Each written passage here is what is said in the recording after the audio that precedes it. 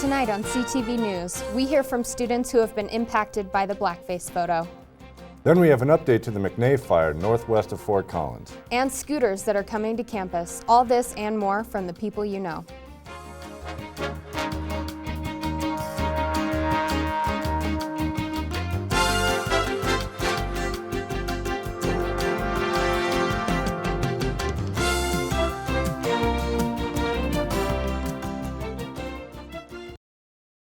Good evening, Rams. I'm Jake Oskvaric.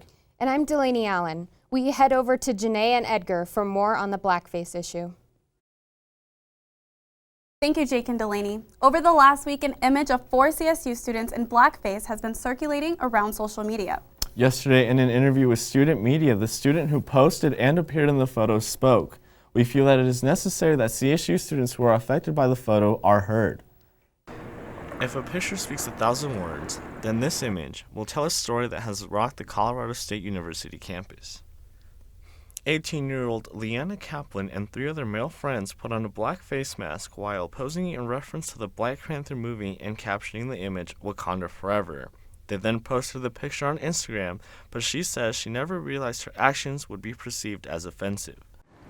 Intent or not, presenting yourself in blackface has always been considered highly offensive and has always had negative connotations. That's right, Janae. Many students have expressed their emotions on campus and across social media, saying they have felt disappointment, anger, and fear. That's right, and students are looking for a direct change from the university. And many hope that this is an end to the endless cycle of protecting hate and bias on campus. CSU administration sent out 2 emails, the first one stating that it couldn't discipline the students because of their First Amendment rights. And in the second email, the university stated that it would hold a series of meetings to address the issue and hear from students. The image and Kaplan's explanation hasn't sat well with many CSU students, like Erica Bishop. Of course, people aren't taking it seriously. Of course, this is happening at CSU. So it wasn't surprising in the least, but I think it was surprising that it took a fat minute for us to get an email. It took a minute for her to say something after the fact that, oh, there won't be any consequences, when everyone's been calling out for some consequences, and I don't know. I'm just not surprised at all. Yeah, I heard about it from a friend, and honestly, I was not surprised. I didn't really have like this, oh my gosh, why did we have such an event like this again? Because it's kind of been something it's been reoccurring over the last 3 years that I've been here. So honestly, it was just another thing that I saw in the media. Yeah, I thought it was really offensive and that it was not okay to do something like that. Like that affected me a lot, and like that's not okay, and like I can't imagine like how others are feeling right now too. Like I feel like something needs to change, or like something needs to be done. And it makes me sad because I don't want to be numb to it, and it's not a numbness where I'm just like, oh, things like this are going to happen, so I'm fine. It's a numbness where I'm like, why aren't we doing anything? Why do I keep seeing things like this? People from the community are obviously not happy with this, so what are we going to actually do to change it, kind of feeling. So I thought about leaving, but then I thought that's what they want me to do. There's a certain theme of a student that goes to CSU, and I'm not that sort of student, so they kind of weed people out like that, unintentionally or intentionally, who knows, but it's kind of on purpose, I think. What everyone can agree on is that CSU and the community must learn from this incident, that an image will not define who this campus is. There are hopes for a stronger and better CSU. I'm Edgar Cedillo, reporting for CTV Channel 11. Many students who didn't feel comfortable speaking in front of the camera assured us that they were confused, that Kaplan did not seem remorseful in the interview and with some of her responses, one being the term colored, which she said last night. This term has always been associated with racism. Colored fountain, colored restroom, and colored section. So it's important for students to speak up. We want to hear the voices of those who have been impacted by this issue.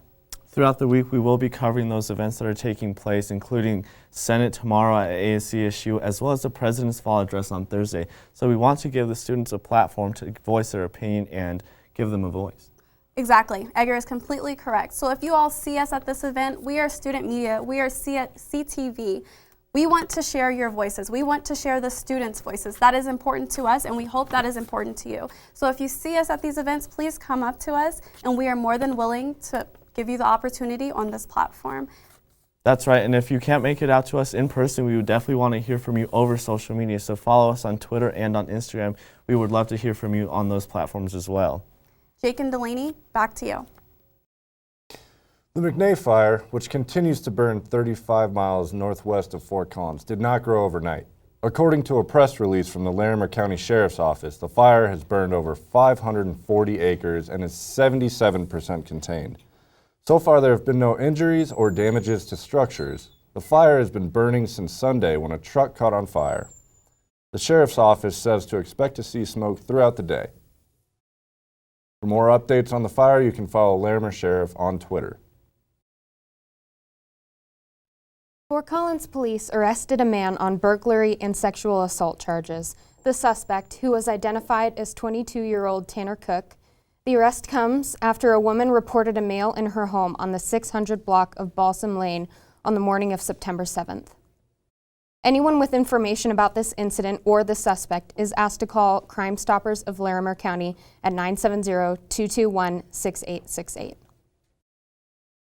A Wellington man was arrested on Saturday, September 14th, after Larimer County Sheriff's officers received reports of a man punching vehicles in a home on the 2300 block of County Road 38 East. The suspect was identified as 27-year-old Brandon Oler of Wellington. According to the press release, the Larimer County Regional SWAT team responded to the home at around 6:17 in the evening. The Sheriff's Office says that Oler was not responding to commands from the outside, and it wasn't until approximately 8:32 that evening that the SWAT team entered the home where Oler was barricaded. Oler was then taken to the Medical Center of the Rockies to be treated for a canine bite. He has been since taken to the Larimer County Jail where he is held on charges of first-degree burglary, criminal mischief, resisting arrest, and failure to leave the premise upon demand.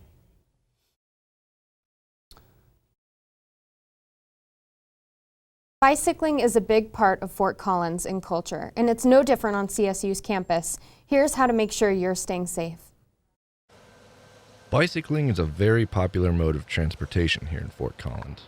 This bike culture is arguably most prevalent here on CSU's campus.